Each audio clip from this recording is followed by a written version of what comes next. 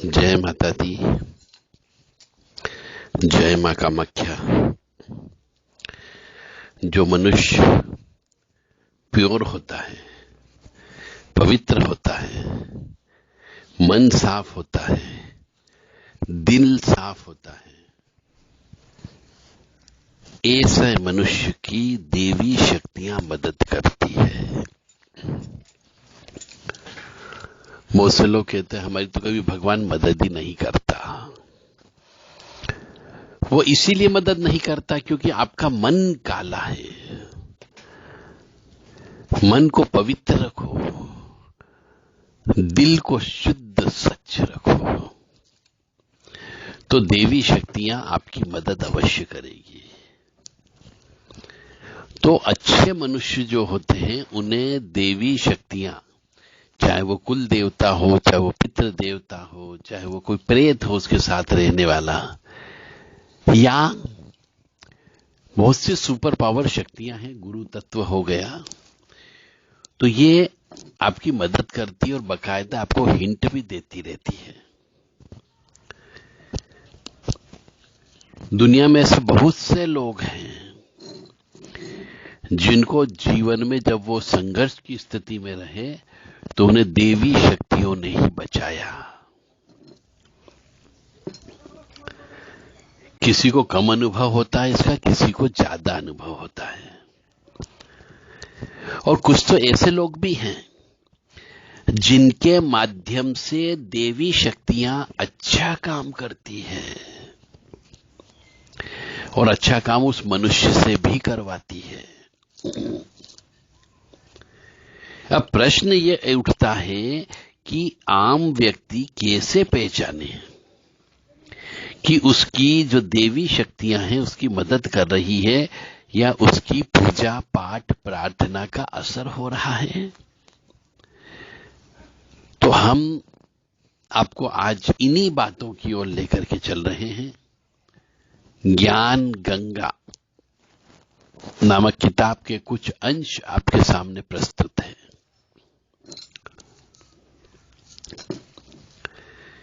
तो मनुष्य के जीवन में यदि मनुष्य चरित्रवान बन जाए, शास्त्र कहते हैं कि देवी जी की शक्तियां सिर्फ उनकी ही मदद करती है जो दूसरों के दुख को समझता है, जो बुराइयों से दूर रहता है और जो नकारात्मक विचारों से दूर रहता है और जो नियमित रूप से अपने इष्ट की आराधना करता हो। ये 4-5 चीजें आपको ध्यान रखना पड़ेगी। एक बार और बता देता हूं कि जो मनुष्य दूसरों के दुख को अपना दुख समझ करके उसकी मदद करता हो, जो बुराइयों से दूर रहता हो, जो नकारात्मक विचारों से दूर रहता है और जो रोजाना ब्रह्म मुहूर्त में उठ करके अपने इष्ट की आराधना करता हो, यदि आप समझते हैं कि ये 5 गुण आप में है,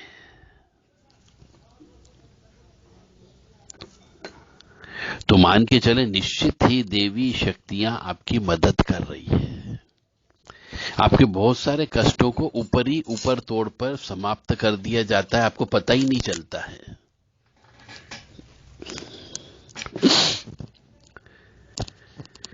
यानी कि आपको अच्छे मार्ग पर चलना है और आप अच्छे मार्ग पर चल रहे हो तो मान के चलो आपको ऊपरी वाली शक्तियां देख रही है, वो ही चला रही है। तो इसी से पता लगता है कि आपके साथ में अच्छी शक्तियां हैं, वो आपकी मदद कर रही है। यानी चरित्र अच्छा होगा तो, यानी कि चोरी नहीं करते हो, झूठ नहीं बोलते हो, अपना चरित्र अच्छा रखते हो, ये गुण इसमें शामिल है। दूसरा विशेष गुण है जिससे पता लगता है कि देवी शक्तियां आपकी मदद कर रही है। बहुत से विद्वान लोग कहते हैं कि यदि प्रतिदिन ब्रह्म मुहूर्त में, यानी 4 से यानी 3:30 से 5 के बीच में, यदि आपकी नींद पूरी हो जाती है और आंखें खुल जाती है, अचानक खुल जाती हो या कोई शक्ति आवाज देती हो, या कोई ऐसी घटना घटित होती है कि कोई आवाज आती है या कोई आकर के आपको उठाता है, तो मान के चले ब्रह्म मुहूर्त में उठने के लिए वो आपको तैयार कर रही कि पड़े मत रहो, उठो, कुछ करो, हम कुछ देने आए हैं। तो यदि किसी मनुष्य की रोजाना 3:30 बजे से 5 बजे के बीच में रोजाना नींद खुल जाए, किसी भी एक समय पे 2, 4, 5 फीट ऊपर नीचे हो जाए, कोई बात नहीं, तो आप समझ जाओ कि देवी शक्ति ने आकर के उठाया कि ब्रह्म मुहूर्त में तुम्हें जप करना है। क्योंकि ब्रह्म मुहूर्त वही समय होता है जब देवता लोग जो होते हैं वो जागृत रहते हैं। यदि आप बचपन से लेकर जवानी और जवानी से लेकर के अभी इस समय तक यदि ब्रह्म मुहूर्त में उठते रहे हैं, तो समझ जाओ कि देवी शक्तियां आपके माध्यम से कुछ करवाना चाहती है, इसीलिए ब्रह्म मुहूर्त में उठवाती है। या तो यह भी हो सकता है कि आपको एक अच्छी आत्मा समझ करके वह संकेत दे रही है कि अब उठ जाओ, यह जीवन सोने के लिए नहीं होता है। वह ये बताना चाहती है, क्योंकि ईश्वर सामने आके तो बात नहीं करेगा। जैसा कि मैंने पहले भी कई बार बता चुका है, आग जो है ईश्वर है।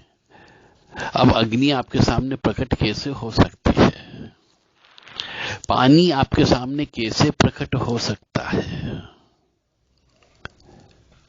और हवा, वो तो आप ले ही रहे हो। ये तीनों का मिश्रण ही तो शरीर बना हुआ है, यानी यही ब्रह्म है। तो आपको संकेत देगा, केवल बताएगा, आपके पास आएगा नहीं, दिखाई नहीं देगा ईश्वर। तो वह आपको यह बताना चाहता है कि दुनिया में आपको कुछ करना है। और शास्त्र यह भी कहता है कि जो मनुष्य 3:30 बजे से 5 बजे के बीच में स्वतः उठ जाता है, उसे उठाने की जरूरत नहीं होती है, तो वह मनुष्य सत्व गुण प्रधान वाला मनुष्य होता है जो स्वतः उठ जाता है। आयुर्वेद के यदि ग्रंथों के अनुसार चले हम, तो आयुर्वेद क्या कहता है कि ब्रह्म मुहूर्त के समय बहने वाली जो ठंडी ठंडी बयार होती है, वायु होती है, हवा होती है, वह अमृत तुल्य होती है। उस समय पे लोग कहते हैं कि मॉर्निंग वॉक, इंग्लिश में बोलते हैं, थोड़ा टहलना चाहिए ताकि आपके फेफड़े में, शरीर के अंदर कहीं गंदी वायु विकार हो तो वो बाहर निकल जाए। यह अमृत वेला कहते हैं। तो 3:30 बजे से बहुत से मंदिरों की घंटियां बज जाती है, गुरुद्वारे में भी वाहे गुरु का संकीर्तन चलता रहता है। हिंदू धर्म में कई जगह सीताराम सीताराम की धुन चलती है, तो कहीं पे हनुमान चालीसा चलते हैं। तो हर मंदिर में सुबह 4 बजे से कुछ न कुछ भजन अवश्य लगाना चाहिए। कहते हैं कि इस काल में दुनिया के मात्र 13% लोगों की ही नींद 3:30 से 5 बजे के बीच में खुलती, बाकी सब सोते रहते हैं। तो जिसकी नींद जल्दी खुल जाती है, मान के चले देवी शक्तियां आपकी मदद कर रही है, आपको कुछ हिंट देना चाहती है। और बहुत से मनुष्यों को बारंबार यदि मंदिर दिखता हो, किसी देव स्थान के सपने आते हो, सपने में मनुष्य आसमान में उड़ता है, सपने में आप देवी देवताओं से वार्तालाप करते हो, तो तो समझ जाइए कि देवी शक्तियां आपके ऊपर कृपा बरसा रही है। बस इसी तरीके से चलते रहो, परोपकार करते रहो, किसी की बुराई मत करो, किसी का बुरा कर्म मत करो।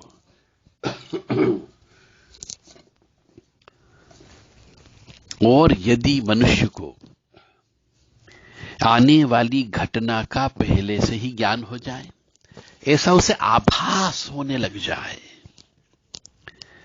ऐसे पूर्वाभास होने लग जाए कि अब अच्छा होने वाला या बुरा होने वाला, मन विचलित हो रहा है या मन प्रफुल्लित हो रहा है, और वैसा ही घटता है, तो समझ जाओ देवी शक्तियां आप पर कृपा बरसा रही है। तो ये आभास होने के लिए भी इस मन को, शरीर को शुद्ध, स्वच्छ और पवित्र होना पड़ेगा, और कर्म भी ऐसे करना पड़ेंगे जिसमें परोपकार की भावना जुड़ी हुई हो। यदि आपकी पत्नी, बेटा, बेटी या परिवार के कोई भी सदस्य, सभी परिजन शामिल होते हैं, आपके कहे अनुसार चलते हो, आपसे प्यार करते हो, आप भी उनसे प्यार करते हो, और घर में सुख हो, शांति हो, आनंद हो, तो आप समझ जाओ घर के अंदर देवी शक्तियां विराजमान हैं। अब देखो, देवी शक्तियां जितनी भी होती है, कोई सामने आके तो आपसे नहीं बोलेगी कि हम ये हैं, हमारा पूजन करो। ये सब शक्तियां अदृश्य होती है, अदृश्य। और अच्छी शक्तियां होती है, ये सिर्फ अपनों को स्वप्न के माध्यम से, इंडिकेशन के माध्यम से, आपके शरीर के रोवे रोवे से ये सूचना देती है।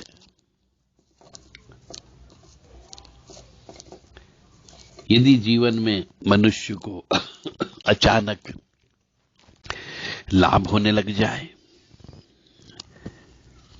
पहले हर काम में बाधा उत्पन्न होती थी और अब कार्य में बाधा उत्पन्न नहीं होती है, आपका मन चाहा कार्य आपको मिल जाता है, कार्य करने में ज्यादा कष्ट नहीं होता है, तो समझ जाइए देवी शक्तियां आपकी मदद कर रही है। यानी मनुष्य के जीवन में यदि कष्ट कम आता है, सर्विस करते समय, व्यापार करते समय, और घर में सुख, समृद्धि, शांति रहती हो, तो समझ जाओ आपकी देवी शक्तियां आपकी मदद कर रही है। ये ऐसे संकेत हैं जिससे पता लगता है कि आपके साथ में अच्छी शक्ति जुड़ी हुई है या बुरी शक्ति जुड़ी हुई है। सुगंधित वातावरण का यदि आपके आसपास आपको महसूस होता रहता हो, एक सुगंध यानी इत्र की खुशबू आती रहती हो, किसी फूलों की खुशबू आती रहती हो, तो समझ जाओ आपके आसपास अलौकिक शक्तियां आपकी मदद करने के लिए आपके पास आई है। और कभी कभी आप पूजा कर रहे होते हैं, ध्यान में बैठे हुए होते हैं, हवन कर रहे होते हैं, इसी से धर्म पर चर्चा होती है, और उस समय अचानक बिना पेड़ के पत्ते हिले ठंडी ठंडी हवा का झोंका आने लग जाए, या आपको अचानक अपने आसपास या कमरे में प्रकाश पुंज नजर आ जाए और शरीर में सिरहन उत्पन्न होने लग जाए, और ऐसा पहले नहीं हुआ हो, तो समझिए देवी देवता आप पर प्रसन्न है।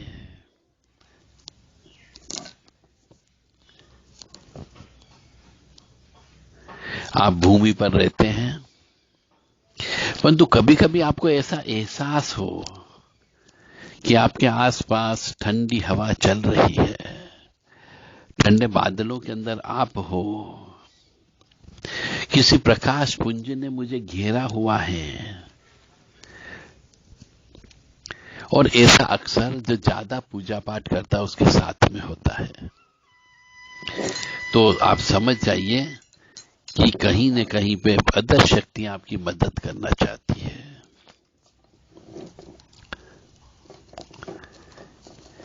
जब हम ध्यान में बैठते हैं, पूजा पे बैठते हैं, मंत्र जप करते हैं, तो तेज रोशनी का पुंज आपको नजर आए, जिसकी हम कभी कल्पना नहीं कर सकते, कभी सोच नहीं सकते कि इतना भी तेज होता है आग में। या फिर आपको अचानक कानों में मधुर संगीत सुनाई देने लग जाए, यानी आसपास कोई संगीत है ही नहीं, न कोई गाना बजाना हो रहा, परंतु आपको लगे कि संगीत हो रहा है, ठंडी बयार आ रही है। और यदि कानों में सीटी बजने की सुनाई दे, तो आप समझ जाइए कि आप देवी शक्तियों के सानिध्य में रह रहे हो। और ऐसा उन मनुष्यों के साथ होता है जो हमेशा इष्ट देव का मंत्र निरंतर जप करते रहते हैं।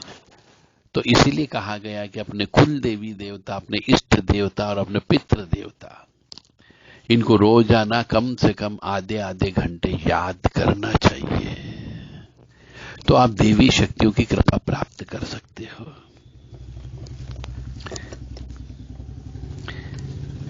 यदि आप गहरी नींद में सो रहे हैं और अचानक आपको लगता है कि किसी ने आवाज दी और आप उठ भी जाते हो, लेकिन जब उठ जाते हो तो आपको लगता है कि दरवाजा खिड़की तो बंद है, किसी ने आवाज नहीं दी, सबके कमरों की लाइट बंद है, कोई उठा नहीं और आवाज स्पष्ट थी। और ऐसा मनुष्य के साथ कई बार होता हो, तो समझ जाइए कि आपके ऊपर किसी न किसी अलौकिक शक्ति की मेहरबानी हो रही है। ऐसे जब भी होता है तो पवन देव का ध्यान करना चाहिए। हम हनुमते रुद्रात्मका हुम फट ओम ह्रीम हनुमते रामदूताय नमः। ओम मनोजव मारुत तुल्य वेगम जितेन्द्रियम बुद्धिमताम वरिष्ठम वातात्मजम वानरत मुख्यम श्री रामदूतम शरणम प्रपद्ये।